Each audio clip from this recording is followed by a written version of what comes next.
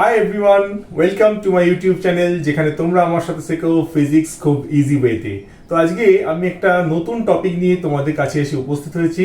তো আজকের topic electric field.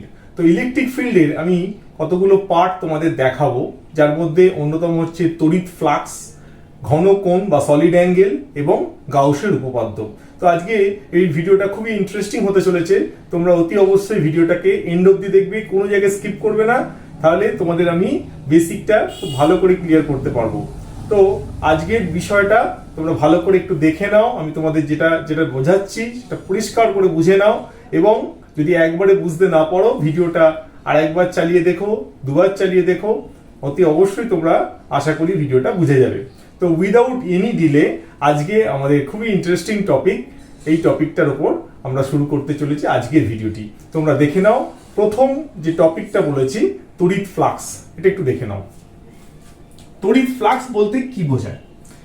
তড়িৎ ফ্লাক্স হচ্ছে, ধরো কোনো একটা তল একটা তড়িৎ ক্ষেত্রের মধ্যে আছে, ইলেকট্রিক ফিল্ডের মধ্যে আছে।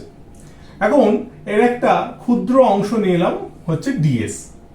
তাহলে তড়িৎ ক্ষেত্রটার অভিমুখ হচ্ছে এদিক বরাবর, এবং এই তলের অভিমুখ হচ্ছে এই তলের লম্ব দিক বরাবর। ডিএস এর অভিমুখ হচ্ছে এদিক বরাবর। এখন ফিজিক্সের একটা নিয়ম আছে যে কোনো তলকে ভেক্টর হিসেবে ধরা হয়, তাহলে এর মান হবে এর ক্ষেত্রফলটা যতটা, এবং এর অভিমুখ হবে এই তলের লম্ব দিক বরাবর।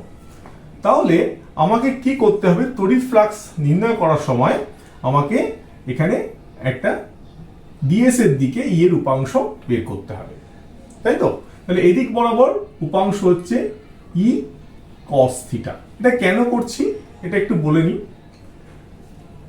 তড়িৎ ফ্লাক্স হচ্ছে তড়িৎ ক্ষেত্রে যদি কোনো তল রাখা হয়, এই তলের মধ্যে দিয়ে যত সংখ্যক বলরেখা লম্বভাবে অতিক্রম করে সেটাই হচ্ছে তড়িৎ ফ্লাক্স।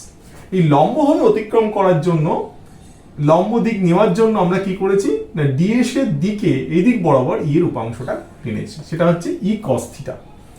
এবার যদি আমি ক্ষেত্রফল দিয়ে গুণ করে দিই, তাহলে এইটুকু অংশের মধ্যে দিয়ে কত সংখ্যক বলরেখা লম্বভাবে যাচ্ছে সেটা আমরা পেয়ে যাব। তাহলে এটা কি হয়ে যাচ্ছে? ই কস থিটা ইন্টু ডিএস, ই কস থিটা ইন্টু ডিএস। তাহলে এটাকে আমরা ই ডট ডিএস ও বলে থাকি। তাহলে ফাই হচ্ছে ই ডট ডিএস, দুটোর উপর ভেক্টর সাইন। তাহলে ই ডট ডিএস, এই ই কস থিটাকে আমরা ইএন ও বলে থাকি, ইএন। তাহলে লম্ব দিক বরাবর ই এর উপাংশটা হচ্ছে ই কস থিটা।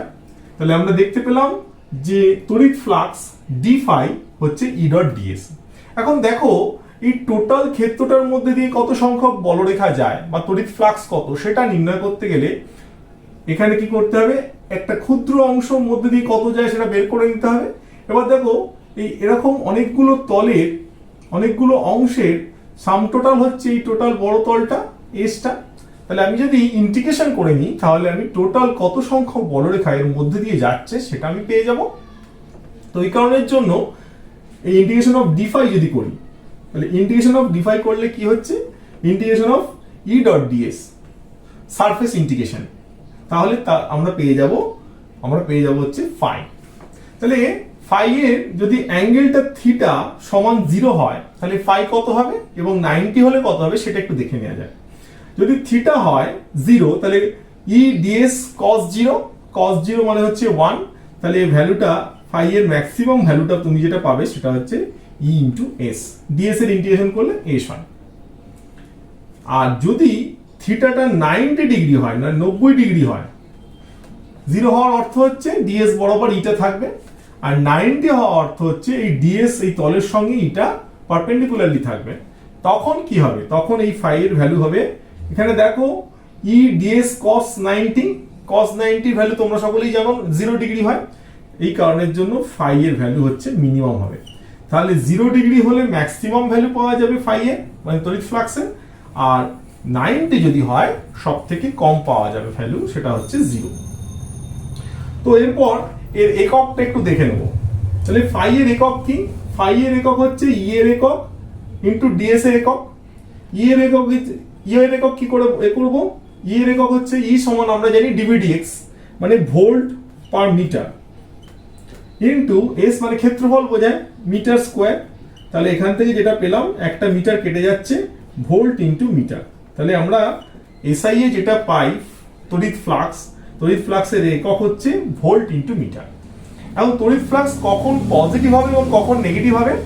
তড়িৎ ফ্লাক্স পজিটিভ হবে যদি ফ্লাক্সের এর অভিমুখ তল থেকে বাইরের দিকে হয়, তখন হচ্ছে পজিটিভ তড়িৎ ফ্লাক্স হবে। আর নেগেটিভ কখন হবে? যখন তড়িৎ ফ্লাক্সের ইটার অভিমুখ হবে বাইরের দিক থেকে ভেতরের দিকে, তখন হচ্ছে নেগেটিভ ফ্লাক্স হয়। তাহলে তড়িৎ ফ্লাক্স তখন পজিটিভ হবে যখন এর অভিমুখ হবে তল থেকে বাইরের দিকে, সেরকম পজিটিভ তড়িৎ ফ্লাক্স। আর যখন বাইরের দিক থেকে তলের মধ্যের দিকে হবে, তখন হচ্ছে নেগেটিভ তড়িৎ ফ্লাক্স। তো আশা করি তোমরা তড়িৎ ফ্লাক্সটা বুঝেছো। এরপর চলে যাই আমাদের পরবর্তী টপিক, ঘনকোণ বা সলিড অ্যাঙ্গেল। এর পরের টপিক ঘনকোণ বা সলিড অ্যাঙ্গেল। তো সলিড অ্যাঙ্গেল কি? সলিড অ্যাঙ্গেল একটু দেখে নাও, যে কোনো একটা তল, এই তলটা এই ও বিন্দুতে যে কোণ উৎপন্ন করছে, এটা 3 ডাইমেনশন, যে কোণটা উৎপন্ন করছে সেটা হচ্ছে ঘনকোণ বা সলিড অ্যাঙ্গেল। এই ডিএস অংশটা, ডিএস ক্ষেত্রফলটা, এটাকে আমরা ওমেগা চিহ্ন দিয়ে দেখাই। তাহলে এখান থেকে দেখানো যায় ওমেগা হচ্ছে ডিএস বাই আর স্কোয়ার। তাহলে আমরা এই ওমেগাটা হচ্ছে আমাদের ঘনকোণ, এই ক্ষেত্রটা ডিএসটা 3 ডাইমেনশন, এটা ও বিন্দুতে যে কোণ উৎপন্ন করছে সেটাই হচ্ছে সলিড অ্যাঙ্গেল। একে ওমেগা দিয়ে সূচিত করা যায় অথবা ডি ওমেগা দিয়েও সূচিত করা যায়। এখন এটা যদি এরকম বৃত্ত হয়, এটাকে যদি আমি বৃত্ত করি, যেমন এখানে দেখিয়েছি, তাহলে এই বৃত্তটা এর কেন্দ্রে টোটালটা কত কোণ উৎপন্ন করছে? দেখো এই ডিএস মানে হচ্ছে টোটাল এই ক্ষেত্রফলটা, আর ব্যাসার্ধ হচ্ছে আর। তাহলে এটা কত হবে? এটা হয়ে যাবে তখন ডিএস মানে হচ্ছে 4 পাই আর স্কোয়ার বাই আর স্কোয়ার, মানে আর স্কোয়ার কেটে যাবে 4 পাই। তাহলে টোটাল যে কোণ উৎপন্ন করছে ও পয়েন্টে এই টোটাল ক্ষেত্রফলটা, সেটা হচ্ছে 4 পাই। তাহলে বুঝতে পারলাম ঘনকোণটা কত উৎপন্ন করছে। এরপর দেখে নিই এর মাত্রাটা বুঝে নিই। এখন ডিএস মানে ক্ষেত্রফল, এর মাত্রা হচ্ছে এল স্কোয়ার, আর ব্যাসার্ধ তার মাত্রা হচ্ছে এল, স্কোয়ার আছে মানে হচ্ছে এল স্কোয়ার। তাহলে দুটোকে কেটে দিলে কি থাকছে? ওটা থাকছে 1। তাহলে এর কোনো মাত্রা নেই, এটা হচ্ছে অ্যাকচুয়ালি মাত্রাহীন একটা রাশি। তো যদি আরেকটা কেস দেখে নেওয়া যায়, ধরো এই তলটা এখানে ঘনকোণ তৈরি করেছে, তাহলে আর এর দিক কি? আর এর দিক হচ্ছে এই দিক বরাবর, আর ডিএস হচ্ছে এই তলের লম্ব দিক বরাবর। এখন আর এর লম্ব দিকে ডিএস এর উপাংশটা কত?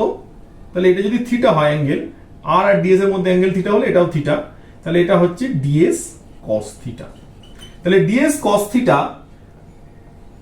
তাহলে আর এর লম্ব দিকে ডিএস এর উপাংশটা হচ্ছে ডিএস কস থিটা। তাহলে যে ঘনকোণ উৎপন্ন করছে সেটা যদি ডি ওমেগা হয়, তাহলে ডি ওমেগা সমান আমি কি লিখতে পারি? অ্যাকচুয়ালি লিখতে পারি, তখন আর ডিএস লিখবো না, ডিএস কস থিটা লিখবো। তাহলে DS cos theta by R square, ঠিক আছে? তাহলে এখন এই DS cos theta by R square, এবার যদি সমগ্র অংশটার জন্য যদি ভাবো, যদি ইন্টিগ্রেশন করো ডি ওমেগা টোটাল হোল সারফেসের জন্য, তাহলে কি হবে?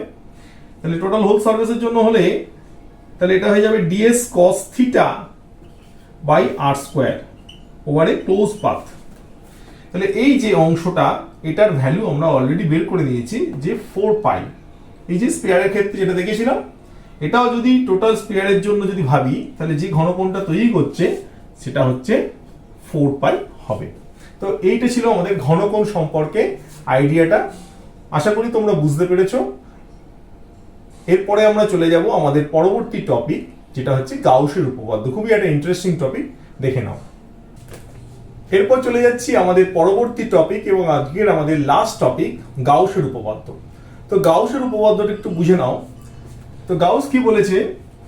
যে কোনো বদ্ধতলের মধ্যে দিয়ে অতিক্রান্ত মোট তড়িৎ ফ্লাক্স ওই বদ্ধতলে আবদ্ধ তড়িতাধারের 1/ε। এটা একটু বুঝে নেওয়া যায়। যদি ধরো এখানে প্লাস কিউ চার্জ থাকে, তাহলে এর জন্য কোনো বিন্দুতে এর জন্য যে তড়িৎ ফ্লাক্স, বদ্ধতলের মধ্যে দিয়ে অতিক্রান্ত তড়িৎ ফ্লাক্স, সেটার ভ্যালু কত হবে? আমরা ফ্লাক্স সমান জানি ই ডট ডিএস। এটা কি হবে? এই বদ্ধতলে যত আধান আছে তার 1/এপসা গুণ হবে। সেটা আমরা আজকে প্রমাণ করে দেখে নেব, বিষয়টা বুঝে নাও। এখন দেখো, এর জন্য পি বিন্দুতে তড়িৎ ক্ষেত্রের প্রাবল্যের অভিমুখ এদিক বরাবর, আর তলের অভিমুখ লম্ব দিক বরাবর ডিএস এদিকে আছে। তাহলে এই দিক বরাবর এদের মধ্যে অ্যাঙ্গেল যদি থিটা হয়, এদিক বরাবর উপাংশ হচ্ছে ই কস থিটা, এদিক বরাবর ই কস থিটা। তাহলে আমরা ফ্লাক্স মানে কি জানি? আমরা flux phi is equal to জানি ই ডট ডিএস বা E DS cos theta, E cos theta into DS. এটা তো আমরা জানি ফাই সমান। তাহলে আমরা ই এর ভ্যালু দেখো লিখে রেখেছি 1/4πε0 q/r²। এটা আমরা এখানে বসাবো 1/4πε0 q/r²। ঠিক আছে, এখানে ডিএস কস থিটাটাও লিখে দিলাম। ঠিক আছে, তাহলে যেটা পড়ে থাকছে এখানে আমরা ডিএস কস থিটাটাকে আলাদা করে দিচ্ছি, DS cos theta by R square টার্মটাকে আলাদা করে দিচ্ছি, আর এখানে q/4πε0টা লিখছি। তাহলে এখন টোটাল সারফেসের জন্য আমি যদি ইন্টিগ্রেশন করি, আমরা একটা তো ক্ষুদ্র অংশ পড়েছিলাম, তার জন্য দেখাচ্ছি। তো এখন যদি টোটাল সারফেসের জন্য হয় তাহলে ফাই কত হবে? ফাই হবে integration of E dot DS over a close path surface integration. তাহলে এটা হচ্ছে ক্লোজ পাথ, টোটাল বদ্ধ পথ বরাবর একটা সারফেস ইন্টিগ্রেশন, ওই জন্য এস লিখেছি। তড়িৎ ফ্লাক্স কত হবে? দেখো q/4πε0 এই টার্মটা বাইরে চলে আসবে, আর ইন্টিগ্রেশন হবে কার উপর? না ডিএস কস থিটা বাই আর স্কোয়ারের উপর। এবার একটু ভালো করে যদি মনে করে দেখো, আমি একটু আগেই বোঝালাম যে ঘনকোণের ব্যাপারটা, মানে DS cos theta by R square হচ্ছে আমাদের ডি ওমেগা। তাহলে আমরা কি লিখছি? q/4πε0 ক্লোজ পাথ, এটা হচ্ছে ডি ওমেগা। তাহলে ডি ওমেগার ভ্যালু কত হয় আমরা জানি, 4π হয়। তাহলে 4πε0 ইন্টু যদি 4π হয় তাহলে 4π কেটে যাচ্ছে, যেটা ভ্যালু হয় q/ε0, যেটা গাউসের উপপাদ্যে বলেছে। তাহলে এটা আশা করি বুঝতে পারছো যে কোনো বদ্ধতলের মধ্যে দিয়ে অতিক্রান্ত মোট তড়িৎ ফ্লাক্স, বদ্ধতলের আবদ্ধ তড়িৎ আধান যেটা আছে q, তার 1/এপসা গুণ হয়। তো আমি এখানে গাউসের উপপাদ্যটা প্রমাণ করলাম। তো এই ছিল আজকের টপিক। আশা করি তোমাদের প্রত্যেকটা জায়গা আমি বেশি ক্লিয়ার করতে পেরেছি। ভিডিওটা মনোযোগ সহকারে দেখবে, একবারে যদি বুঝতে না পারো 2-3বার দেখবে এবং কনসেপ্টগুলো ক্লিয়ার করে নেবে। তো আজকে এ পর্যন্তই, দেখা হচ্ছে তোমাদের সঙ্গে এর পরবর্তী আমার ভিডিওতে একটা নতুন কন্টেন্ট নিয়ে। অতি অবশ্যই তোমরা দেখবে। আজকে এই পর্যন্ত থাকলো, থ্যাংক ইউ।